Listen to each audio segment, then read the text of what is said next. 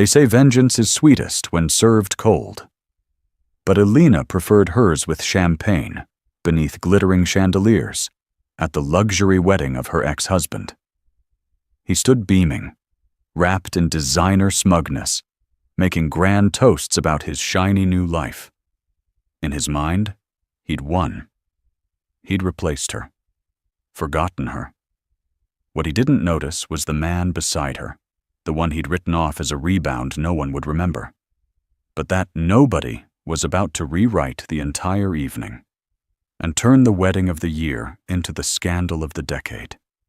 Because when the past crashes into the present, someone's future might just go up in flames.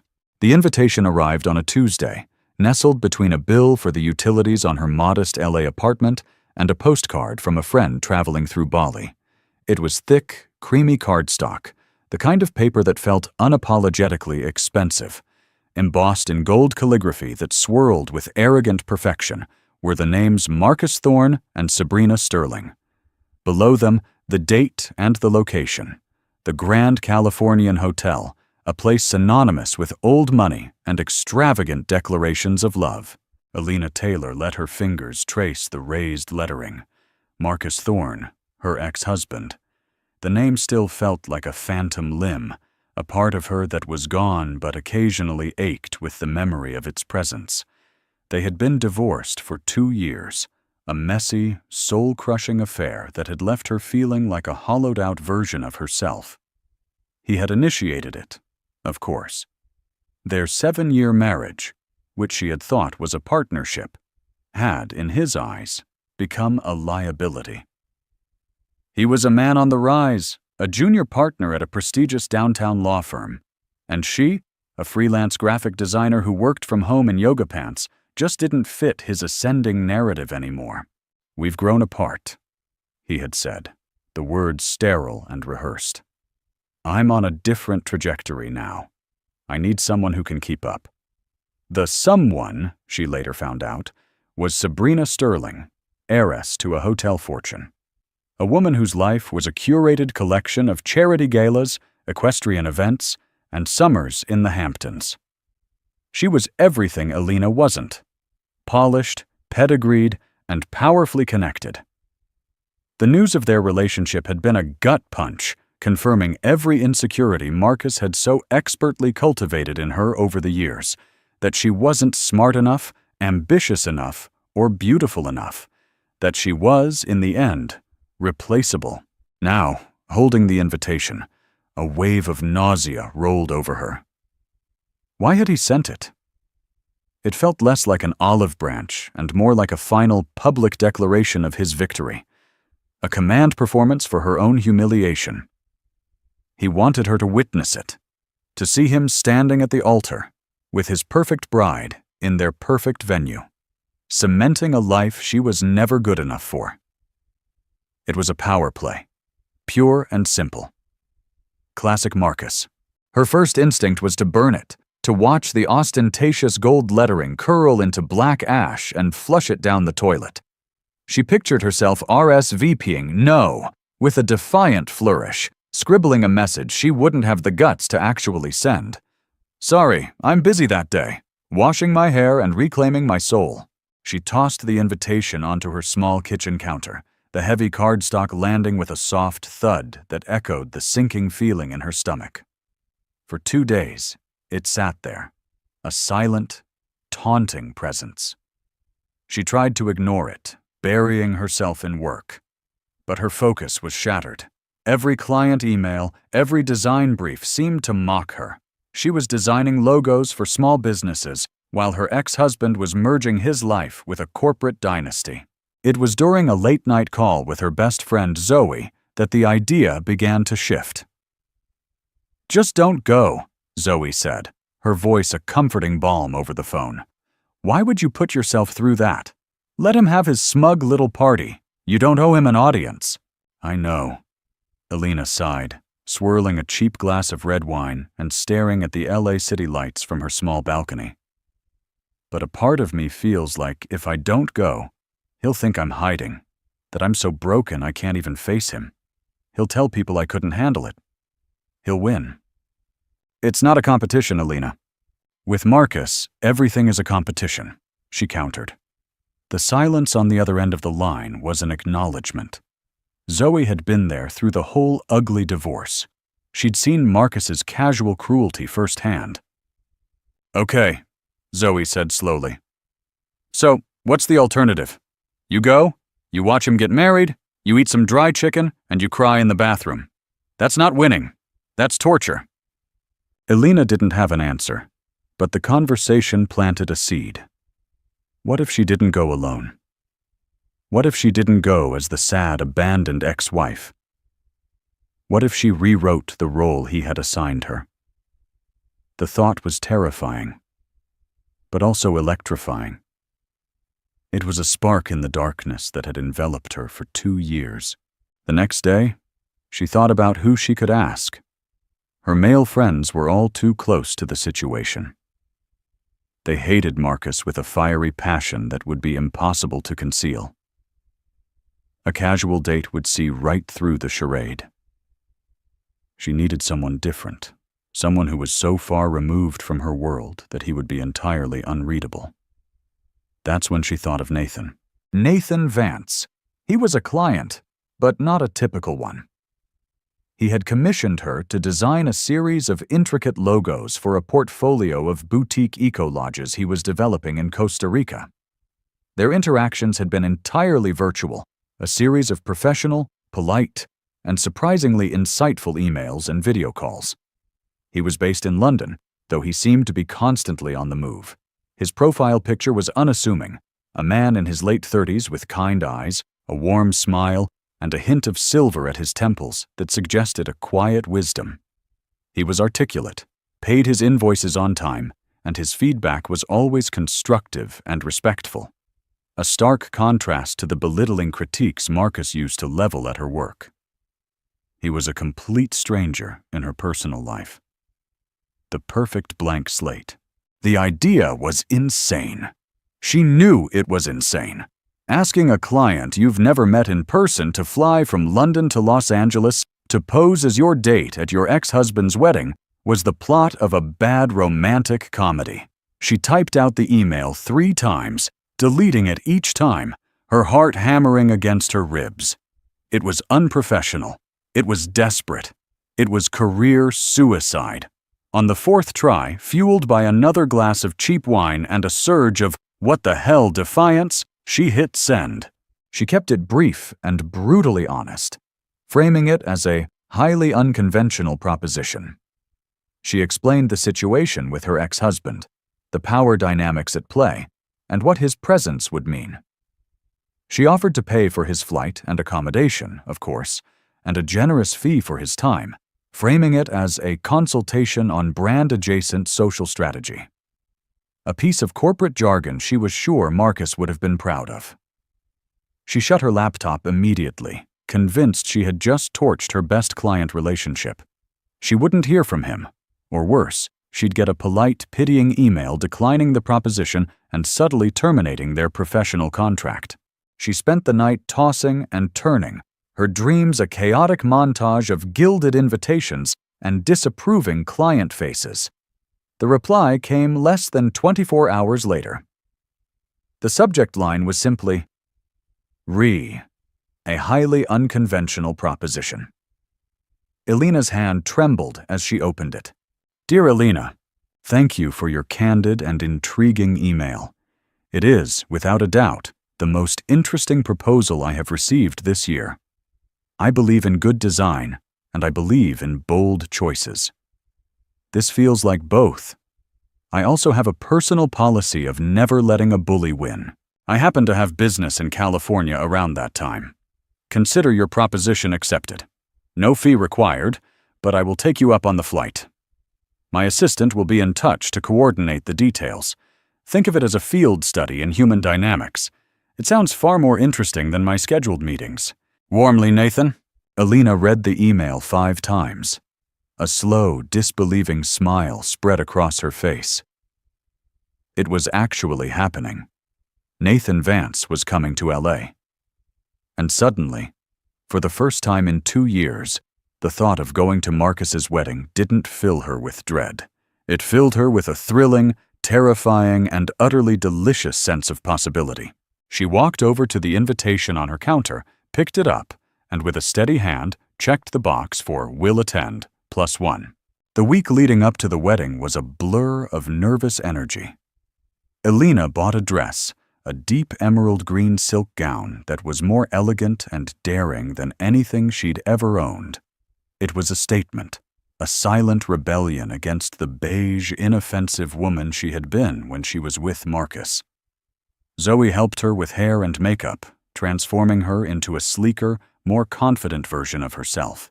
"You look like a queen," Zoe had said, stepping back to admire her handiwork. "Not a sad, divorced graphic designer, a queen who owns a goddamn country." Elena had laughed, but the sentiment stuck. Tonight, she wasn't Marcus's discarded wife. She was the queen of her own newly discovered country. Nathan arrived the day before the wedding. He'd suggested they meet for a drink to align their narrative, as he'd put it in his email.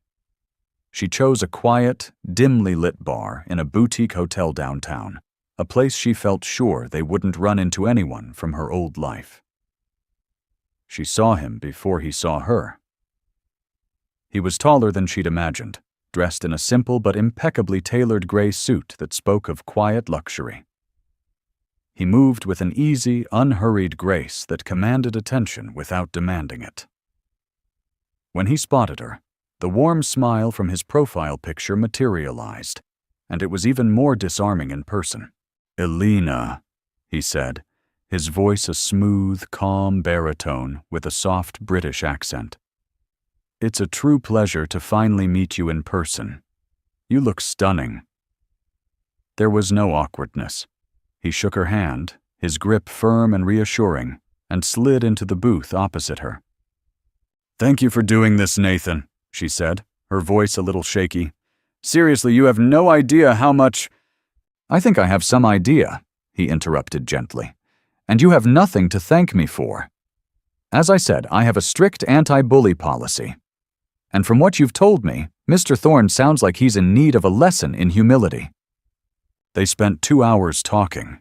He was an incredible listener, asking insightful questions about her life, her work, and her marriage to Marcus.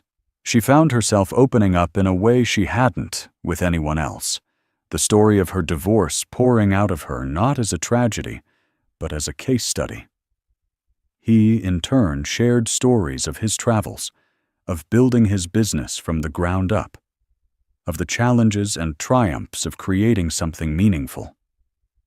He was charming, intelligent, and funny, with a dry wit that made her laugh more than she had in years.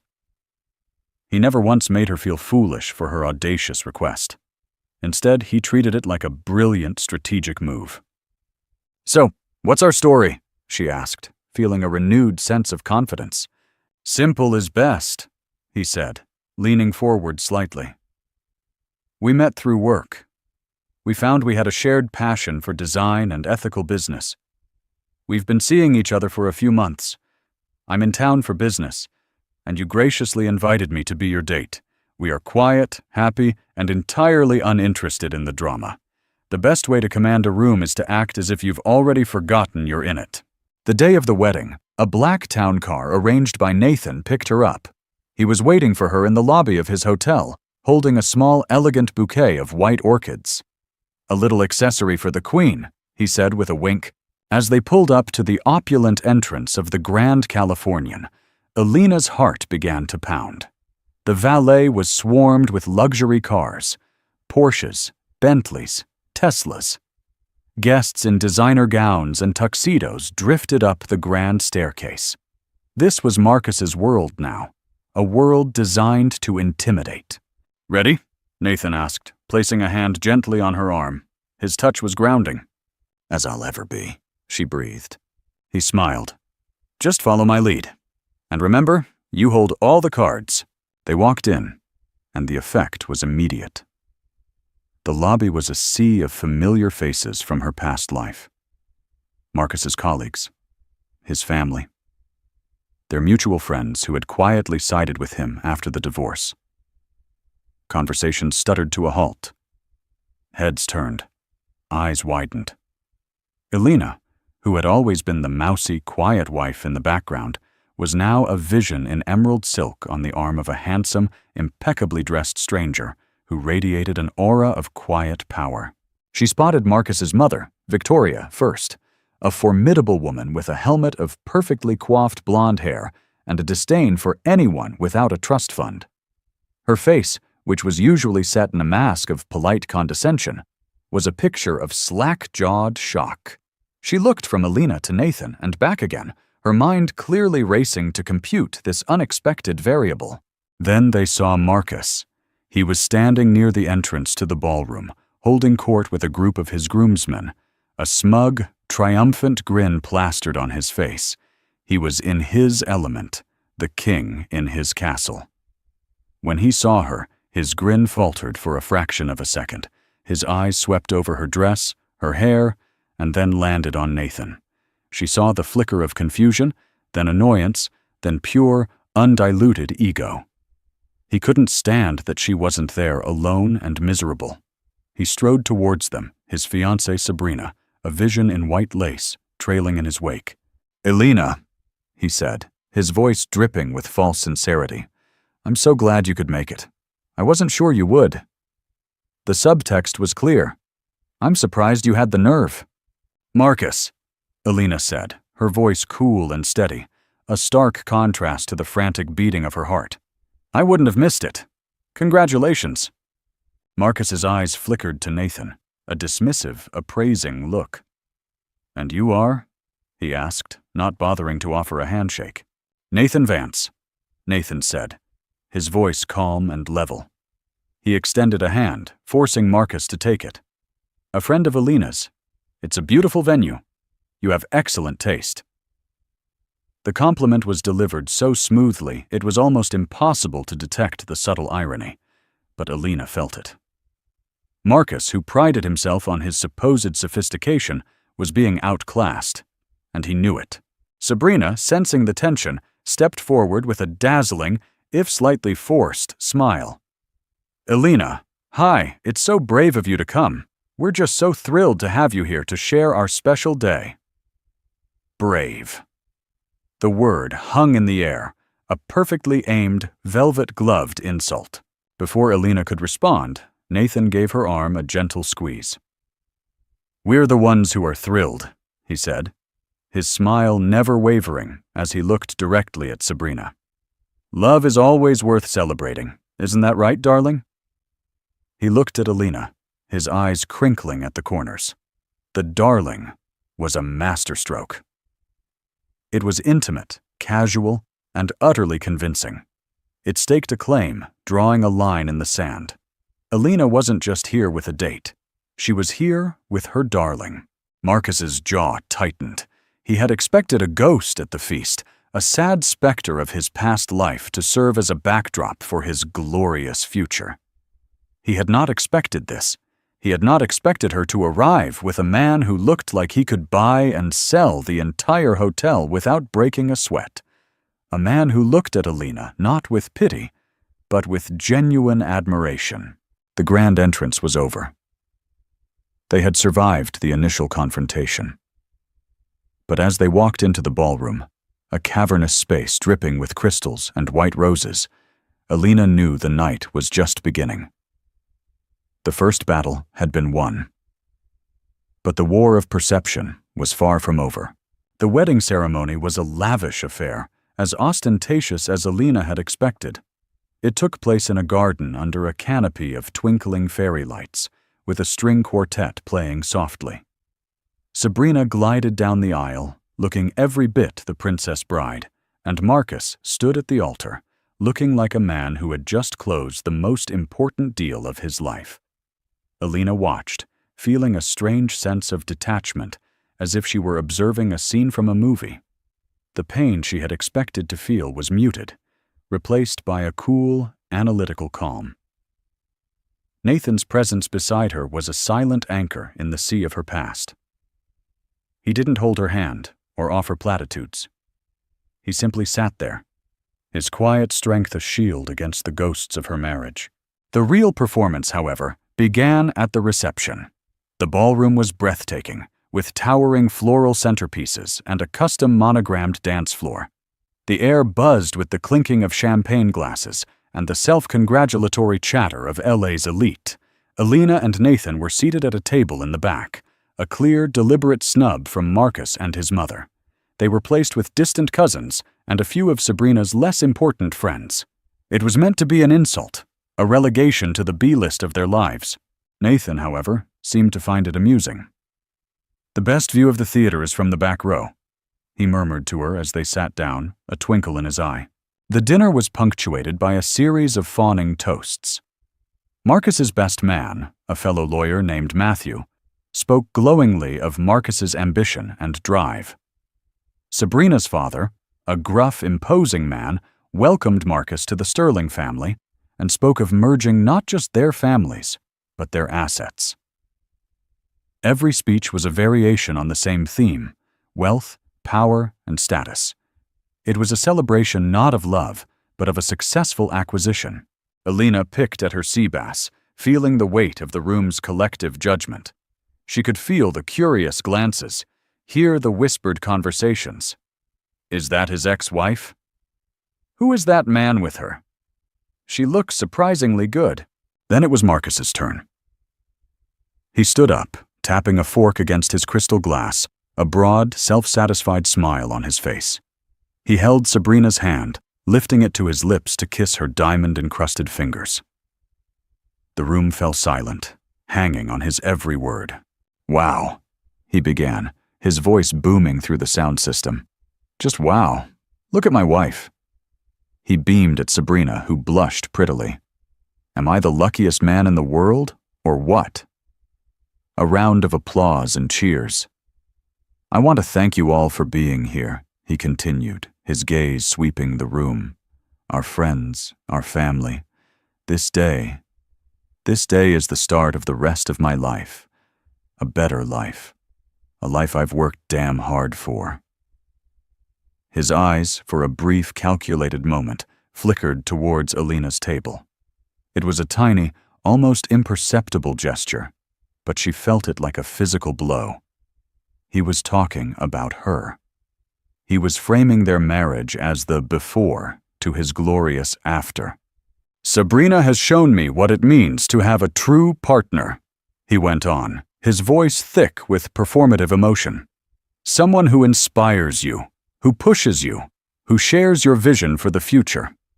We're not just starting a marriage today, we're building an empire." He then launched into a detailed, cringe-worthy monologue about their future plans. He bragged about the house they were building in Beverly Hills, a monstrosity of glass and steel with a 14-car garage. He talked about their honeymoon, a 3-week, no-expense-spared tour of the most exclusive resorts in the South Pacific, starting with a private bungalow over the water in Bora Bora. "Only the best for my Sab," he said, puffing out his chest. "She deserves the world, and I'm going to give it to her." It was a masterclass in narcissistic gloating, disguised as a romantic speech. He was rubbing everyone's face in his success, but his words were aimed squarely at one person. He was twisting the knife, making sure she understood just how much better his life was without her. Alina felt the old, familiar shame creep in, the feeling of being small and insignificant that he had been so good at instilling in her. She instinctively looked down at her plate, wanting to disappear, but then she felt a gentle pressure on her knee. It was Nathan's hand, a brief, firm touch. She looked up at him. He wasn't looking at her. His gaze was fixed on Marcus, his expression unreadable. There was no anger, no pity, just a quiet, intense focus, like a chess master watching his opponent make a foolish, predictable move. The silent gesture was all she needed. It was a reminder. You are not that person anymore. He has no power over you. She lifted her chin, met Marcus's gaze across the room, and held it. She didn't smile. She didn't scowl. She simply looked at him, her expression neutral, calm, and unmoved. She would not give him the satisfaction of seeing her crumble. Marcus, seeing his verbal arrow had missed its mark, faltered for a second before wrapping up his speech with a final, booming toast to himself and his bride. As he sat down, the room erupted in applause. The band started playing, and the happy couple moved to the dance floor for their first dance. The rest of the evening passed in a haze of forced pleasantries. People from her old life drifted by their table, their curiosity getting the better of them. They offered awkward greetings, their eyes darting between Alina and Nathan, trying to piece together the puzzle. Marcus's mother, Victoria, was the most direct. She swooped in while Nathan was away getting them drinks, her smile as sharp as broken glass. "Alina, dear," she said, her eyes cataloging every detail of Alina's dress. "It's been a while. You're looking, well." The word was loaded as if her well-being was a surprising and slightly inconvenient development. "Victoria," Alina replied, her voice even. "It's a beautiful wedding." "Yes, isn't it? Marcus and Sabrina have such exquisite taste. They're a perfect match. A power couple?" She paused, her gaze flicking towards the bar where Nathan was waiting. "And who is your friend? Is he in business?" The question was a thinly veiled inquiry into his net worth. "His name is Nathan," Alina said simply. "And yes, you could say that." Before Victoria could probe further, Nathan returned, handing Alina a glass of champagne. He nodded politely at Victoria. "Mrs. Thorne, I was just admiring the floral arrangements. Spectacular." Victoria, momentarily disarmed by his charm and his direct address, could only muster a tight smile. "Yes, well, Sabrina's father has a connection." She was clearly flustered, unable to place him in her carefully constructed social hierarchy. Nathan was an anomaly, a variable she couldn't account for, and it unnerved her. She made a hasty retreat, muttering something about needing to speak to the caterer. "She seems lovely," Nathan said dryly as he sat down. Alina let out a small laugh, the tension finally breaking. "She's the reason Marcus is the way he is." "Ah, the source code," he nodded, taking a sip of his drink. "That explains a great deal." They watched as Marcus and Sabrina worked the room, soaking in the adoration, the picture of perfect happiness. But knowing Marcus as she did, Alina could see the cracks in the facade. She saw the way his eyes kept darting back to their table, the slight persistent frown that creased his brow whenever he looked at them.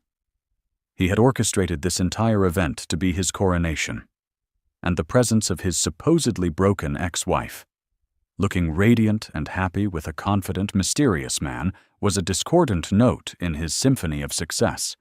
The ticking bomb of Marcus's ego was primed, and as the night wore on, fueled by expensive champagne and the adulation of the crowd, Alina had a feeling it was only a matter of time before it went off. She just didn't realize that the person holding the detonator wasn't Marcus. It was the quiet, unassuming man sitting right next to her. The explosion came, as they always did with Marcus, when he felt his spotlight was dimming.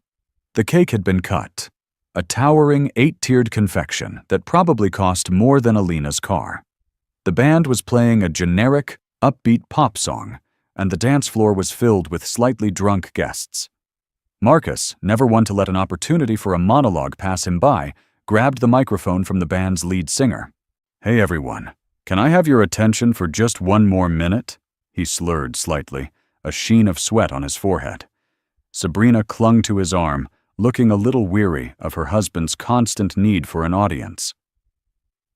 "I just want to say, from the bottom of my heart," he began, his voice echoing through the ballroom, "that this has been the best day of my life." He paused for effect. "And it's only going to get better. Tomorrow, my beautiful wife and I," he gestured grandly to Sabrina, "are heading off to Bora Bora. Private jet, of course, a little gift from my new father-in-law." He winked at Sabrina's father, who beamed with pride. "And we want everyone here to have just as amazing a time on their own honeymoons or, You know, just a regular vacation for those of you who are already hitched." He chuckled, and a few of his groomsmen whooped in support. It was a clumsy, arrogant attempt at being magnanimous, but it was really just another way to brag about his own good fortune. He then looked with laser-like focus directly at Alina's table. The smile on his face was pure, unadulterated malice. "Even you, Alina," he said, the entire room turning to stare at her. "I hope your friend can take you somewhere nice. Maybe a weekend in Santa Barbara? I hear it's lovely this time of year." The insult was breathtaking in its cruelty. He was publicly mocking her, reducing her and Nathan to a cheap imitation of his own extravagant life. The comparison, his private jet to Bora Bora versus a hypothetical weekend trip up the coast, was designed to humiliate her on the grandest scale possible. The air in the room grew thick with tension. Guests shifted uncomfortably. Alina felt a hot flush of shame creep up her neck, her hands clenched into fists in her lap. This was it, the final public execution. She was about to stand up to do what? She wasn't sure. Throw her drink at him? Scream? Simply walk out with her head held high? But before she could move, Nathan placed a hand on her arm, a silent command to stay seated. Then he stood up. He didn't move with aggression. He simply rose to his feet, with the same unhurried grace he'd shown all evening. He was a head taller than most of the men in the room, and his quiet presence instantly commanded more attention than Marcus's drunken shouting. Marcus, stunned that someone had dared to interrupt his moment, stared at him. "Can I help you, pal?" Nathan smiled, a calm, almost gentle expression. "You can," he said, his voice, even without a microphone, carrying across the silent room with perfect clarity. "First, I'd like to congratulate you. It was a beautiful ceremony." Marcus looked flustered. This wasn't the reaction he'd expected. Thanks." "Secondly," Nathan continued, his gaze sweeping across the room before landing back on Marcus, "I'd like to apologize. I'm afraid my friend here," he gestured to Alina, "has been a little remiss in her introductions." He then turned slightly to address the entire room. "Good evening, everyone. For those I haven't had the pleasure of meeting, my name is Nathan Vance." A few polite, confused murmurs. The name meant nothing to most of them. But then Nathan's eyes found Sabrina's father, the hotel magnate, Mr. Sterling. "Mr. Sterling," Nathan said, giving a slight, respectful nod. "A pleasure to see you again. I hope you're well." Mr. Sterling, who had been looking on with bored amusement, suddenly sat bolt upright. His eyes widened, a flicker of recognition, then shock dawning on his face. "Vance," he said, his voice a low rumble of disbelief. "Nathan Vance, of the Vance Development Group?" A wave of whispers rippled through the room. Vance Development Group wasn't just a company, it was a global empire of luxury hotels, resorts, and exclusive properties. They were the gold standard, the name that made even old money like the Sterlings sit up and take notice. Nathan Vance wasn't just a businessman, he was the businessman, a man who bought and sold places like the Grand Californian for fun. Nathan gave a modest smile. "The very same. I must say, you've done a wonderful job with the renovations on your Paris property. We were very impressed." Mr. Sterling was speechless. He looked at Nathan, then at Alina, then back at Nathan, the cogs in his powerful brain spinning furiously. Marcus stood there, microphone in hand, his face a mask of utter confusion. He looked from his new father-in-law to Nathan, completely failing to grasp the magnitude of what was happening. "Wait, you two know each other?" Nathan finally turned his attention back to Marcus, his expression now holding a hint of pity. "We do. And that brings me to my third point. Your honeymoon."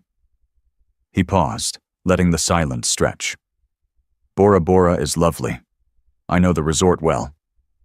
In fact, my company owns it." A collective gasp went through the ballroom. It was a sonic boom of shock and realization. Marcus's jaw literally dropped. The microphone slipped slightly in his sweaty hand.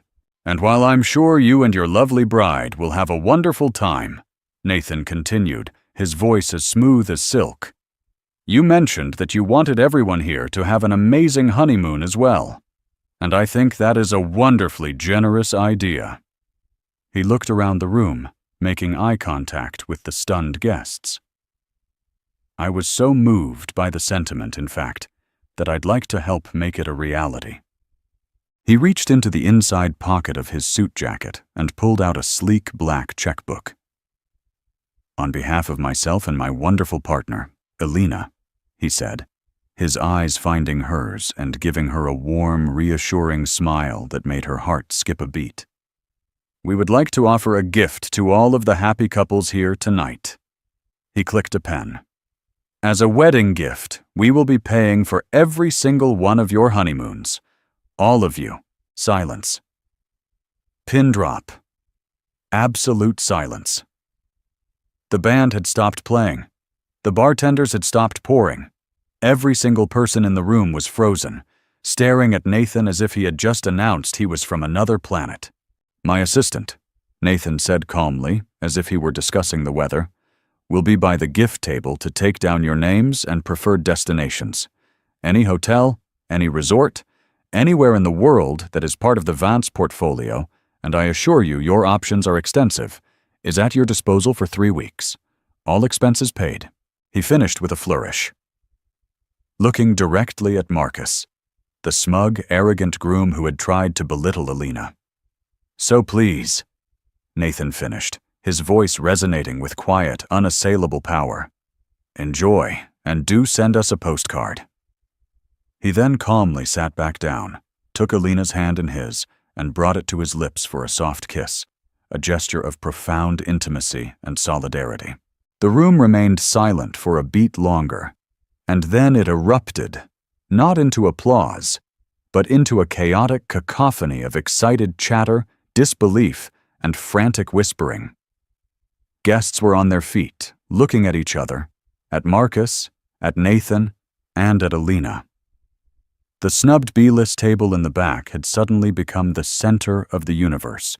Marcus stood frozen on the stage, his face pale and slack. The microphone hung limply at his side. He looked like he had been physically struck. His grand gesture, his moment of supreme triumph, had not only been hijacked, it had been utterly and completely annihilated by a gesture so extravagant, so impossibly grand, that it made his own bragging look like child's play. He had tried to mock Elena with a weekend in Santa Barbara, and her pity date had just bought the entire room a trip to paradise. The bomb had gone off, and the fallout was going to be spectacular. The silence that followed Nathan's words was not empty. It was a physical entity, a vacuum that sucked all the air and giddy energy out of the ballroom. For 3 full seconds, 500 people were united in a single, shared state of suspended disbelief. Elena saw it on their faces, the frozen smiles of the bridesmaids, the bartenders holding bottles mid-pour, the bewildered expression on the band leader's face. Sabrina's hand was still linked in Marcus's arm, but her perfectly painted smile had become a brittle, fragile mask, her eyes wide with a dawning panic. Then the vacuum collapsed, and chaos rushed in. It wasn't a slow build. It was an explosion. A roar of excited, incredulous chatter erupted, a tidal wave of sound that crashed through the room. The carefully curated atmosphere of opulent decorum evaporated, replaced by the frenetic energy of a stock market trading floor. People were on their feet, turning to their neighbors, their faces alight with greedy, golden possibility. "Did he say any resort?" A woman shrieked near their table, grabbing her husband's arm. "Henry, we're going to the Seychelles." "Forget the Seychelles. I'm thinking the Swiss Alps," he shot back, his eyes gleaming. The B-list table, once an island of social exile, was now the epicenter of the earthquake. A crowd began to form, a magnetic pull drawing guests from every corner of the ballroom. Elena watched, dazed, as Marcus's own colleagues, men who had clapped him on the back moments earlier, now pushed past each other for a better view of Nathan, their expressions a mixture of awe and envy. From the corner of her eye, Alina saw a woman in a severe black dress materialize at the gift table. She was sharp, efficient, and moved with a military precision that instantly cut through the chaos. Nathan's assistant. She opened a sleek tablet, its screen glowing in the dim light, and a calm, authoritative voice sliced through the nearest pocket of noise. "If you could please form an orderly queue, I will be happy to take down your details. Please have your preferred destination and travel dates in mind." This woman, this sudden appearance of sheer competence, made Nathan's promise breathtakingly real. This wasn't a drunken, grandstanding gesture. It was a logistical operation already in motion. Across the room, Alina saw Mr. Sterling, the patriarch, moving with purpose. He ignored his daughter, who was now frantically whispering at a stone-faced Marcus. He ignored his wife, who was fanning herself dramatically. He strode through the parting crowd like a shark, his eyes fixed on one target. He stopped before their table, the remaining guests falling silent in his wake. "Vance," he said, the single word a command for attention. His voice was a low growl of respect and calculation. "That was a hell of a play." Nathan inclined his head, the picture of calm amidst the storm. "Just a wedding gift, Charles. One should always be generous on such happy occasions." The use of Sterling's first name was a subtle but clear signal of their equal footing. Sterling's eyes narrowed. He wasn't here for pleasantries. "My son-in-law," he said, the term dripping with newfound contempt, "is clearly out of his depth. He doesn't understand the landscape he's playing on." He gave Alina a long, hard look, a complete reevaluation taking place behind his cold eyes. He was seeing her not as the discarded first wife, but as the partner of a man who could command this kind of power. "It seems you have a much better grasp of strategic alliances." He didn't wait for a reply. "My office will call your office on Monday. We'll discuss Singapore." He turned and walked away, leaving a trail of implications in his wake. He hadn't just come to talk business. He had come to signal a shift in allegiance. Marcus's value had just plummeted, while Alina's had gone stratospheric. The noise, the pressing bodies, the weight of hundreds of eyes. It was suddenly too much. The air felt thick and suffocating. Alina's exhilaration curdled into a wave of anxiety. She felt like a specimen in a jar. The label suddenly changed from pitiable to priceless. She leaned towards Nathan, her voice a desperate whisper lost in the din. "Nathan, I can't breathe. Can we please go?" He looked at her, and all the amusement and cool command in his expression melted away, replaced by genuine concern. He saw the panic in her eyes, the slight tremor in her hands. Without a word, he nodded, placing a reassuring hand on her back. "Of course, let's get you out of here." He rose, and his sheer presence was enough to carve a small pocket of space around them. He gave his assistant a discreet nod, and she, without looking up from her tablet, gave an infinitesimal nod in return. The operation would continue without him. As they began to move towards the exit, Marcus intercepted them. He lunged from the side, blocking their path. The polished veneer was gone entirely. His face was a blotchy, furious red, his eyes wild with a mixture of rage and desperation. "You're not going anywhere," he hissed, his voice tight and venomous. He was directing his fury at Nathan, but his eyes were locked on Alina. "What was that? Some kind of sick joke?" "I found it rather amusing myself," Nathan replied, his voice dangerously quiet. He moved to stand slightly in front of Alina, a human shield. "Now, if you'll excuse us." "No!" Marcus's voice cracked. "This was my night, mine and Sabrina's. And you? You waltz in here with him?" He jabbed a finger towards Nathan. "Who even is he? Some billionaire you dug up to make me jealous? Is your pride really that pathetic?" He took a step closer to Alina, his face contorted in a sneer she knew all too well. It was the look he gave her when he was about to tear her down, to remind her of her place. I told you during the divorce you'd be nothing without me, that you had no ambition, no drive. So what is this? Did you think this grand, pathetic revenge fantasy would prove me wrong?" His words, meant to be daggers, instead acted as a catalyst. They didn't wound her.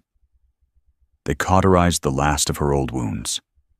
Everything he was saying, that she was nothing, that this was about him, that her only motivation could be a pathetic need for his approval, was the very script he had forced her to live by for years. And in that moment, she was done with it. She stepped out from behind Nathan's protective stance. She faced her ex-husband, not with anger, but with a profound, bone-deep weariness that gave way to a steel resolve. "You're wrong, Marcus," she said. Her voice wasn't loud, but it was clear and steady, cutting through his rage. "You're wrong about everything. You think this was about you. That's always been your problem. You think the entire world revolves around your ego, your ambition, your needs." She took a breath, feeling the ground solid beneath her feet for the first time in years. "You didn't just tell me I had no ambition. You actively crushed it. Every idea I had was silly. Every success was lucky. You told me I was nothing without you for so long that I actually started to believe it. You invited me here tonight not to share your happiness, but to witness my irrelevance. You wanted to see the ghost of your past, broken and sad, so you could feel like a king." She looked him directly in the eye, and for the first time, she saw him not as the powerful, intimidating man who had broken her heart, but as a small, insecure boy, terrified of being seen as ordinary. "But I'm not a ghost, Marcus, and you're not a king. You're just a man who is so terrified of his own inadequacy that he has to build a fortress of money and praise around himself." She gestured to the chaotic ballroom. "This isn't revenge. I'm so far past wanting revenge on you. This is just my life. A life you are no longer the main character of. You're not even a supporting character anymore. You're just part of the backstory."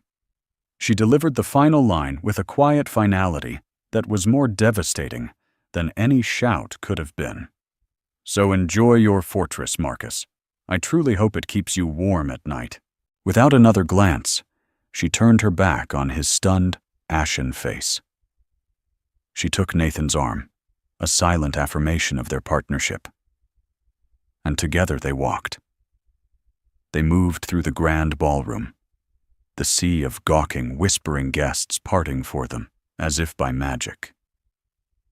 They walked past the towering cake, past the gift table where a line had now formed, past the grand entrance, and out into the cool, liberating night air.